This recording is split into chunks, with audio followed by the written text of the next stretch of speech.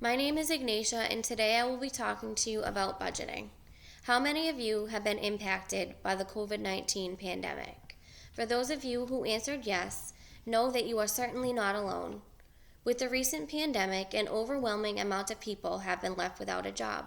This is taking a negative toll on the economy. According to Heather Long of the Washington Post, over 22 million United States residents were unemployed as of mid April. That number is only expected to rise throughout the month of May.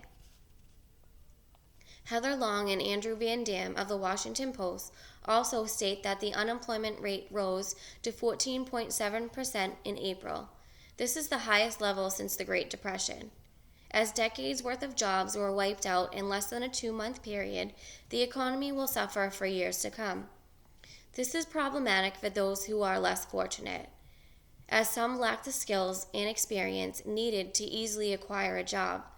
Individuals have currently been relying on government assistance and unemployment benefits, while some of us may not have that opportunity. This leaves many of us, if not all of us, struggling to make ends meet. With the uncertainty of when the economy will be reopening, it is extremely important to budget what little money we have.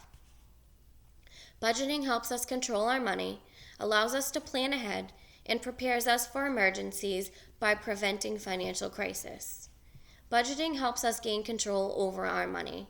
According to Miriam Caldwell, it is the biggest tool you have to change your financial future.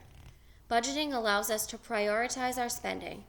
By tracking our spending, we are able to identify what we are doing wrong, and we are therefore able to develop a plan on how to fix it. Budgeting plans make it easy to manage our money while significantly decreasing our overspending and increasing our savings. Budgeting is also a key tool in financial planning. It allows us to plan ahead. By allowing us to create a spending plan for our money, we ensure that we will have enough money for our essential needs every month. If we follow our budgeting plans, we will be able to save money, and saving money allows us to plan for our future. Budgeting plans will also allow us to keep ourselves out of debt.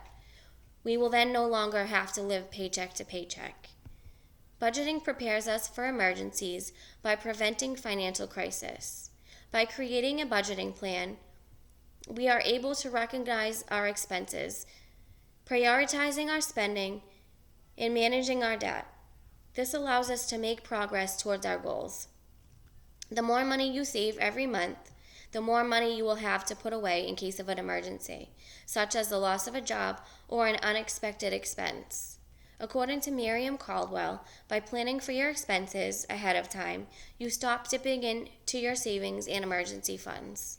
Now that you know the benefits of budgeting, let's talk about how you can create your own budget. Budgeting is a process of creating a plan to spend your money. According to Miriam Caldwell, making a budget is the most important thing we can do with our money. She also states that budgeting is essential because it can help you save money instead of overspending and enables you to make the most out of every dollar. While many of us are aware of how much money we make, many of us aren't aware of where all of our money is going. Creating your budget can be done in just 7 simple steps. What many people have trouble with is actually following through with it. The first step in budgeting is to set goals for yourself. Ask yourself, why are you budgeting? Are your goals long-term or short-term? Do you want to put away a certain amount of money in the bank to have in case of an emergency? Do you only want to save enough money to buy the newest iPhone? Or do you simply want to pay off a small debt? Whatever the reason may be, it is important to be realistic and specific. The next step is calculating your monthly non-negotiable expenses. Non-negotiable expenses are the expenses that you absolutely must pay. This includes your rent or mortgage, utilities such as gas and electricity, food, transportation, and insurance. After you calculate your non-negotiable expenses, you then need to calculate your monthly income. This includes your earned income from a job and any unearned income, including child support, unemployment benefits, or Social Security benefits. Next, calculate the difference between your monthly income and your expenses.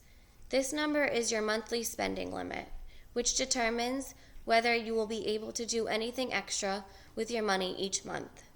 Creating a spreadsheet is an excellent way to keep track of your finances. After determining your spending limit, the next step is to separate your needs from your wants. Setting priorities is the first step in coming up with a spending plan. Identifying which expenses are essential and which ones are negotiable gives you a good starting point. Next time you go to the store to purchase something, ask yourself if you can live without it. Think first, you'll thank yourself later. Next, design your budget. Track your spending habits and make sure you aren't spending more than you make. Spending money without thinking about where it is going can lead to overspending. The whole point of budgeting is to improve your finances and prioritize your money. The last thing you want to do is end up in debt. The last step is to put your plan into action. Most importantly, be patient and don't quit. Make it a part of your daily routine. The more you do it, the more likely you are to stick with it. As a reminder, budgeting helps us control our money.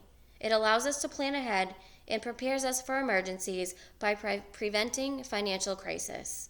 It is an easy task that can be done in 7 simple steps.